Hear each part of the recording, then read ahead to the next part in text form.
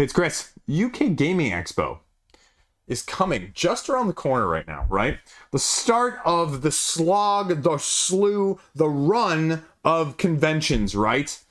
All the stuff is going to be talked about. So, I decided to compile a list of games that have come across my radar in some way, shape, or form that are going to be in some shape or form also going to be available, asterisk, at UK Gaming Expo. Ones that, are going to make waves. Ones that you're going to know about. Ones that you're going to hear people exclaim from the rooftops about this is the latest hotness and craze that you should be potentially interested in. And as always, let's talk about them. Let's talk about the ones that are across my radar, going across your bow, and both telling you why you might want to be interested, but also maybe why you shouldn't be interested as well. Because if you're like me and you see any of these things come out, right? Everything is the latest and greatest amazement that has ever hit the shores of any country. So when we're talking about these, they're interesting. They're of interest, but they are not going to be labeled the 10 games you must buy at. Because, no. Let's go.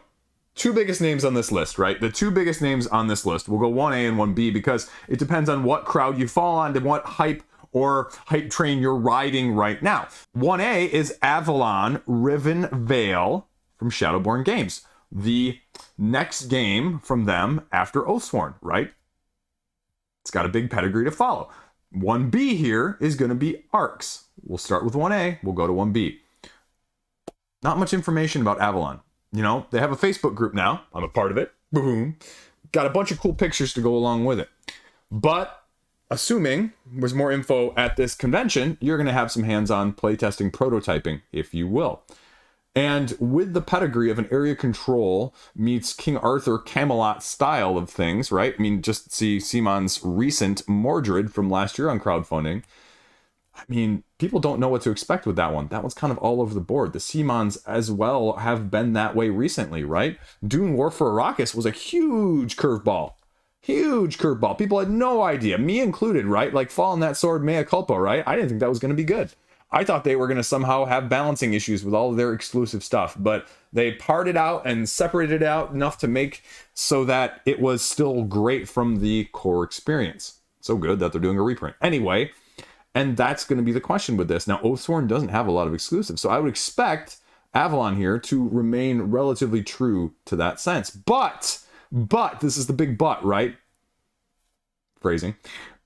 This is my biggest concern. Area control. Are you an area control person?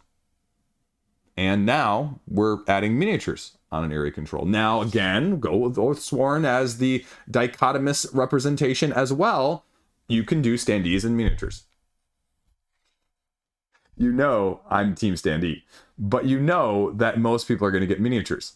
Most people are. It's where the cash goes. It's a cash cow deluxeification, just like metal coins on crowdfunding. And again, no blame, no shame, no shade, right? You do what's best for your business. And it'll be interesting to see what this entails, what this encapsulates, what's going to be the unique mechanic for this. Why are we choosing this theme, right? Like, where is the dynamic difference? And so hopefully, between now and when the UK Gaming Expo starts and ends, we'll have some more definitive information about what makes this game tick. Now, speaking of ticks, nope, that's tricks. That's 1B. Arcs. Arcs is Oath in Space. Space. With a trick-taking element main mechanic. It is going to be delivering here around the time of the expo. And I'm assuming then, thus, maybe available for buying too. Always a contentious issue if you have people that haven't gotten their crowdfunding copy and they start selling copies at gaming conventions. I freaking don't care, but every single time people rail in the comment section on Board Game Geek, on the crowdfunding site, whatever else it may be, Twitter, Facebook, what be your favorite social media aspect of things, they all kind of suck in their own different unique ways. It pops up and it's irritating, but we're not talking about that. We're talking about Arcs. I'm getting sidetracked here. Arcs. More accessible. Supposedly better playing at lower player counts than Oath. now is the upcoming Oath expansion. Well, upcoming at the time of filming this. Maybe by the time this is airing, the expansion might already be crowdfunding new foundations, which is going to bring similar aspects to Oath in the first place. Is it going to be more appealing in sort of a limited style campaign situation, right? I'll make the argument as a backer. Ooh, this is going to be a good one. As a backer, I shouldn't have bought this game, right?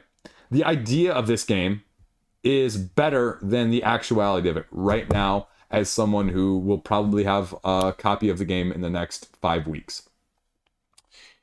And I struggle with that because this is the type of game I would love to love, right? As a trick taking. I just covered 2 trick taking games on the channel. 1, Trick Takers, and then 2, Power Vacuum.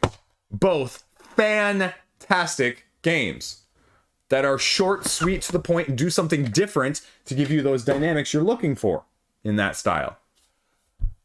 And if Arc stays true to the known information about it, well, it should be playing in about an hour. You play it over 4. Can you go in and out as easily? Do you need a consistent group? Is it really going to play as well at 2? Those are my big concerns. Like, I've played a couple of trick takers that stay around a little bit too long, and you're like, oh geez, how many tricks do we play in a hand? Oh, how many hands do we have to play before this game ends? Good gracious.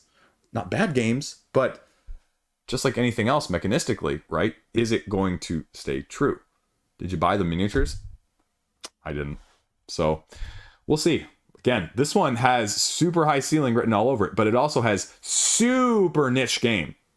I would make the argument even maybe more so than Oath. And Oath is a really fantastically thought of game already if you actually look at the Board Game Geek forums for the rankings rather than just the rumblings. So is it going to be root levels though? Probably not. It's completely different core audience, I would say, as a whole. So those are 1A and 1B. Number 3 here, Ironwood. It will probably also be live at the time that this airs over on GameFound for pre-order. Mindclash's take in the head-to-head asymmetric dueling style of games. Pre-order, though. Pre-order. Okay, we're going there with GameFound. I don't know what to make of that. But again, the big question is, it's taking the Mindclash depth of strategy into a 2-player asymmetric dueling situation. And therein lies the blessing and curse of how many of those do you need? Which one is going to suit your fancy? Or if you've got asymmetric factions within a deck, do you find yourself really more gravitating towards 1 or 2, just like a Summoner Wars 2? Or those ilk, right? Where 1 or 2 just really suit your needs more. And if you have too many that don't suit your needs, or your gaming partner's needs even more so, right? Then the game falls flat. That's Santorini for me, right? With the asymmetric powers. My wife hates the majority of the asymmetric powers, which is why we don't play Santorini, even though I haven't been able to sell it for like 3 years. So that is the conundrum you end up with this. And also, is it going to be that much heavier? I mean, some of the nicety of some of those in the first place, your Summoner Wars, your Yomis, your Battlecons, your Exceeds, right, is the overhead is low. The mechanistic of what's actually on the table, how you're utilizing those mechanics, is the real depth, not the rule book. And so that's going to be the question, is where does that lie?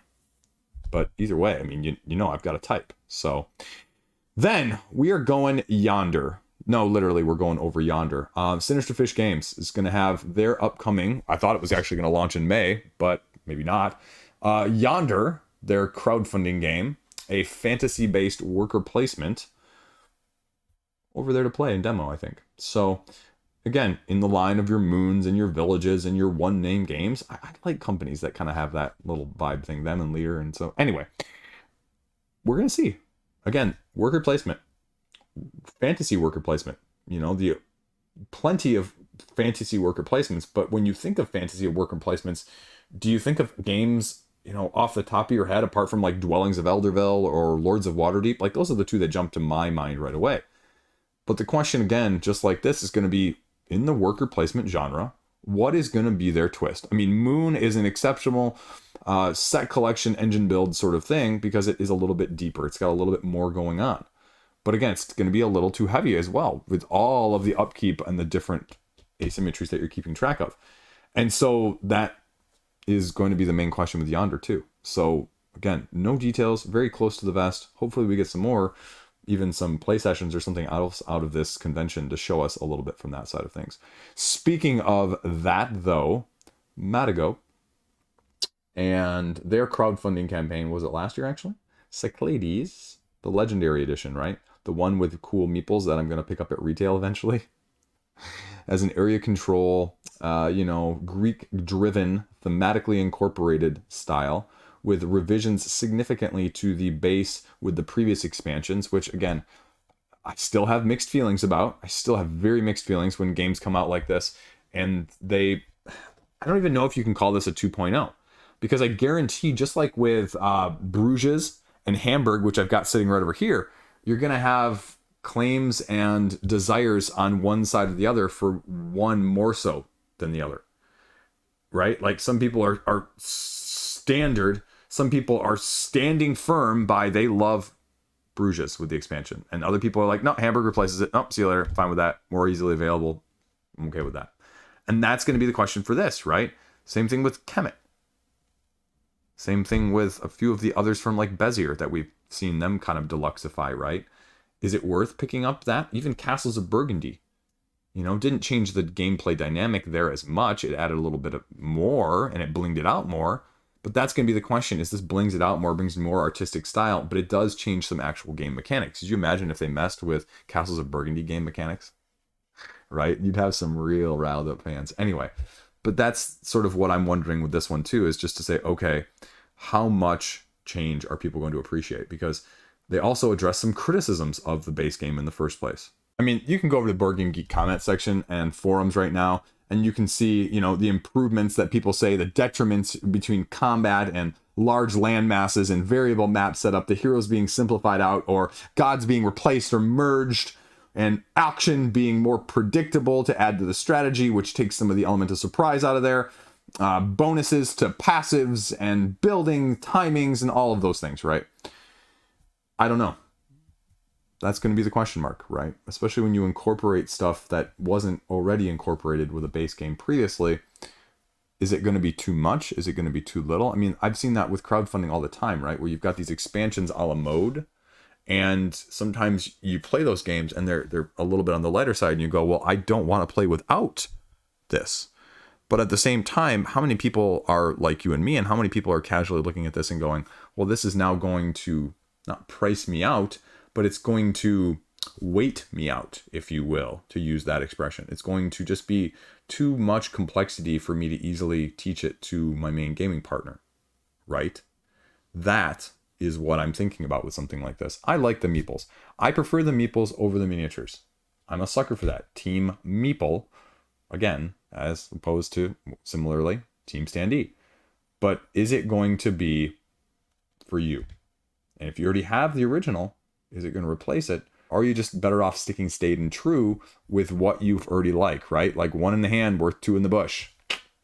Take that for what you will. The other one that has come across my radar, and I'm not sure if it's going to be a dramatic improvement in mechanistic approach as an abstracted lover, or if it's just going to be a slight aesthetic, really pleasing aspect as a whole. Quoridor! There's a Pac Man edition, right? You move your pawn, you place a wall, you try and get across first. You manipulate it so yours goes and your opponent's doesn't, right? That's it. But it's Pac Man. It's Pac Man, folks. It just looks freaking cool. They're even coming with a variant that allows you to go up against the ghosts a la the video game. I have no idea. This could be an absolutely smashing, fantastic, under-the-radar hit for me. Or it could just be sort of a, well, we're playing off nostalgia here. I don't know. It's tempting, though. It's cool to look at, but we'll see. Another one that's on my radar from Studio H here, Middle Ages. A re-implementation of a sort of lighter style set collect game that was in the line of your Splendors, if you will, thought of maybe a little bit better overall comparatively. Majesty for the Realm. And they're giving us just a slightly different version of it with your 8 distinct tiles that are going to be available to you with each unique scoring system as you link them together. I mean, the concept is not anything you haven't seen before, a la your Century, if you will, right? You're gathering cards from a central tableau in a little bit of a different drafting style mechanism where there are more tiles available than previously during the original iteration of the game, and you're laying them out. You know, the first one is free, and then the second one you have to place a meeple on the first one, and then the third one you have to place a meeple on the first two, and you're gathering these cards in your tableau system to make the interactions and the scoring as dynamic and profitable as you can. So again, you know, as a game that's got a 6.9 rating, but I think would fill a very great niche for something a la Courtesans from Pandasaurus, which, you know, is also something my kids have really liked. That is the thing that gets played more in my household than something like, well, everything else on this list already. Although Pac Man could actually give the rest of them, I think, a run for their money if my kids even knew what Pac Man was. My kids have never played Pac Man. I think maybe once we played in an arcade with my middle child. But my kids, they don't even know that, right? That's like our generation, my generation, and older. So my dad was a big fan of Pac Man. That was the only video game I've ever seen him play. So again, is it Majesty for the Realm needing a reimplementation? Probably not. Will you like this newer one as a whole? Maybe. I think it's giving a look-see. Sort of la, you know, Splendor versus Splendor Duel is what it gives me vibes up. Is it going to be as good as Splendor Duel is compared to Splendor?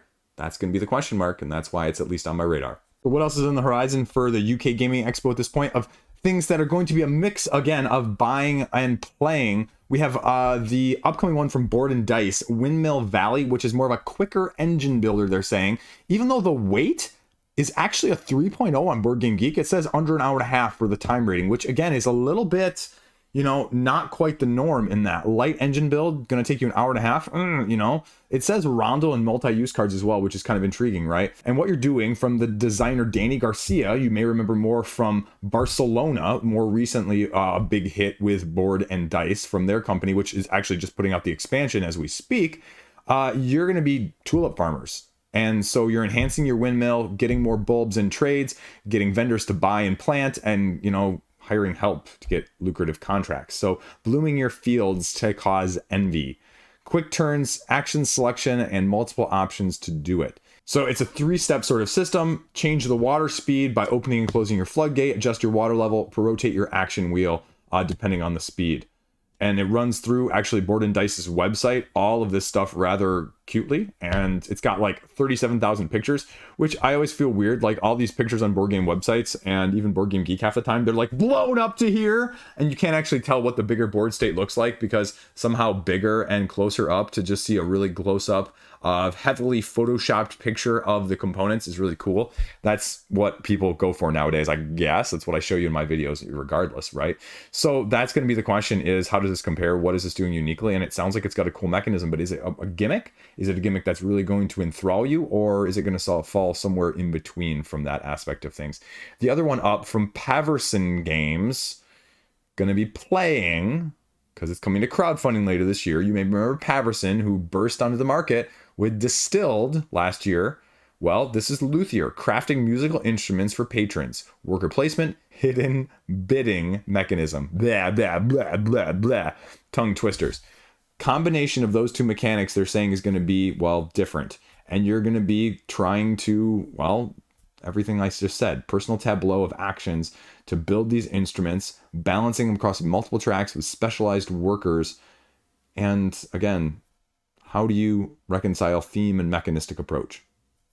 My fear, it's going to be too heavy. It's almost a 3.5-ish plus rating on Board Game Geek. Granted, that's, you know, very loosely based in these situations. Dave Beck, again, the designer from Distilled, and then Vincent Dutrait, you may know him, putting out the artwork on this thing. So coming to crowdfunding later this year, again, the big question is just going to be how involved, how deep, what is the niche that this one's going to occupy. And so how does bidding work with worker placement, right? Is it going to work? Hidden bidding. So does that intrigue you? Again, high risk, high reward with some of the innovative stuff, right? Innovative is good in theory. Innovative also isn't, you know, always the best because it's also new, and people, let's be honest, hate different things, right? There's a reason you eat the same thing. There's a reason you go out to the same, you know, restaurant. You know, there's a reason you do all of similar things because you like comfort, you like within what you're used to. And so high risk, high reward just from that aspect of things. Then I'm also going to be really interested to see what the new one from Ares, which is going to have some demos, it sounds like, of as well, with a little bit later release this year, in addition of the latest second expansion for War of the Ring, the card game, giving us more variety in the decks, as well as a cooperative mode. As someone who doesn't want to play that game with 2 to 4 people, well, I want to play it with just the 2. And so more variety, a little bit more deck, a little bit more depth, without necessarily doing this in terms of overhead, right? I love that game, right? That's my version of War of the Ring that I'm going to get played in this household. And so I'm completely okay with that. You know, I have both copies of Confrontation too, but they don't fill the niche or quite scratch the itch, if you know what I mean. And so this giving me more is going to be good. Now, I'm not pre-ordering and getting the 4 promos as much as I want the promos to get them like deluxeified with a tin and, you know, sleeves or whatever. That, you know, I'm not going to pay an extra $20 or $30 for that. Far away, you got me, you know, with the meeples, and I got screwed on those because I thought those would be helpful, but they're not. And so I'm not doing this pre-order thing anymore and getting that stuff when I can just get it cheaper later and without any mess from that aspect of things. But boy, howdy. Show me what you got. Show me if this is going to give me more of a good thing. And I'm all for it. Now, we also have an interesting one coming up from Dranda Games. And they are going to be actually having one that's called Mutagen. Biopunk World. Biological enhancements to, well, enhance victory. Tile placement with worker placement. You're going to be unlocking via biological upgrades. Infusing your workers with these upgrades to grant them decisive edges over their opponents. The locations get transformed by those changes, collecting elements from floating cities, using them in various ways, objective cards establishing dominance through elements of investments, and harnessing energy to upgrade your airship, ? Okay, harness it the best, get the most amount of points after 4 rounds, rinse and repeat, and somehow also send it a 1920s style aesthetically speaking. So, Dranda. We'll see. Hour to an hour and a half to play this. Well, okay. Show me what you got. 2 more here. SETI, the Search for Extraterrestrial Life from Czech Games. This is their upcoming one. Anywhere from 1 to almost 3 hours of playtime, right? 1 to 4 players, heavier on the Euro side of things, launching probes, taking advantage of planetary positions to collect samples and survey for, well, exactly like the name suggests. Upgrade your equipment, boost your telescope capacity, supply of resources. 200 unique cards are going to be at your disposal in order to somehow manage, mitigate, and multi-use your way, you know, to find extraterrestrial life before your opponents. There is going to be, per the pictures and the GIFs and the designer diaries, a 4-layer rotating solar system board that's going to be the actual practical side of things as you're sending these space probes out. And the system is actually moving like it would be real life, right? Like an animated, actual real life representation model. And that's the question, right? Is it going to work as well? And they're using, even they say, things called like gravity slingshot, the element that's going to be available there. And you can take advantage of it by moving your probes horizontally while they rotate without actually having to spend energy. So this looks kind of like a freaking cool game, as long as the rule book isn't like 40 pages long in order to learn it. That'd be my biggest question, is what's the overhead on this? You know, I want an El Grande or Hansa style of things, not a, you know, Lords of Ragnarok Etherfields aspect, if you know what I mean. I want the depth of this game to come from the gameplay, not the rule book. So we'll see what Czech Games has for us, because, you know, as much as I heard people both love and not love Kutna Hora, they also thought it was a little bit unique in terms of the action economy system. So Czech is a little bit consistent, hopefully, in that aspect of being a little bit different and giving you that uniqueness that I've mentioned with another couple of the games that I'm questioning. Last up here, we'll go over to Devir. Again, solid track record, Euro style game, but we're going with another one-worder that seems to be their rage. Not sand, but cities. So it is going to be a tile laying, gathering, building buildings style of game. 4 rounds if 2-player, 8 rounds if up to 3 or 4, where you're gathering scoring cards, city tiles, 2 feature tiles, and 2 to 4 building pieces around via workers. Okay. City tiles are made up of various aspects and elements. Building pieces are building on the same color to build them in the first place. And you're doing sort of the rolling heights where you're actually stacking them up. Height matters. And when you get achievements, you put your disc on the achievement board and you add up points based off your scoring and your achievements. So it has a little bit of like a World Wonders meets Rolling Heights style of vibe for me, minus the whole Rolling Meeples thing, but just the aesthetic version of what it's kind of going for there. So, you know, Devirs tend to be a little heavier, but they tend to be relatively nice too from that aspect. And this one falling a little bit on the lighter side of things for them as a whole, because again, the playtime right now is listed for 30 or 40 minutes. So if you're a Devir junkie, this one might be too light for you, right? But boy, howdy, does it look intriguing. As someone who likes those sort of mechanisms. Now, the worker placement style of things, what added value or dynamic is that going to bring? And is it actually going to be appealing, or is it going to be a turnoff for you? Especially in a lighter style. So we'll see. 30 to 40 minutes though. Okay, we'll see.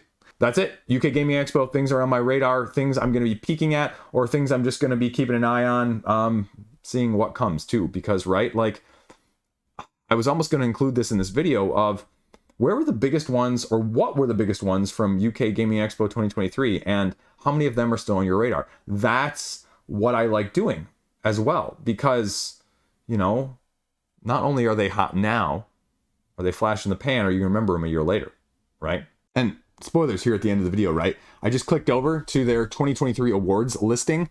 Some of these you're going to recognize, right? Redwood went to crowdfunding. RuneScape went to crowdfunding. Lacuna, best abstract over there. Pampero from Ape Games. Windmill Valley was actually a 2023 short awards winner. So is Zangu, the other game that's more released.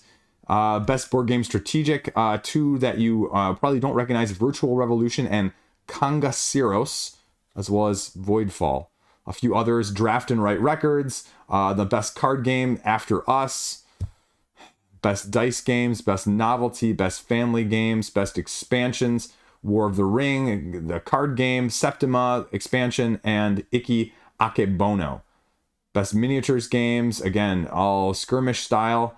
So all of these are kind of all over the place. And if you pull up a few of the videos even, you know, you had people commenting on games that, again, you'll recognize, but maybe not fully recognize. Redwood, Solar Sphere, White Castle, Undaunted Battle of Britain, as even last year, Kutnahora from Czech, like we talked about, The Lost Ruins of Arnak Expedition, Star Wars Shatterpoint. So things like that that are kind of still on your radar, but also might not be fully on your radar. So we'll see. I mean, Earth, I think, was on those lists too, but that's kind of all over the place, right? So like I said, right, how many of those from that UK Gaming Expo website, directly from the website, are you still like, yes? Because some of them are before that, some of them are after that, some are still waiting on. So it's a little bit all over the place, even from my side of things. That's why I say, don't go out and buy 47 games from these conventions. Don't be that person. You know, I'm sorry. I hate haul videos from conventions. Partially out of jealousy, let's be honest. Because I have yet to go to one, and I'm probably too cheap to buy them at the conventions for a markup, even if it is slightly sooner. I'm frugal. I'm freaking frugal. That's all I got. Stay classy. Have a great freaking day. Ramble at the end. That's what you get. Woohoo! Subscribe! Peace out. See you later.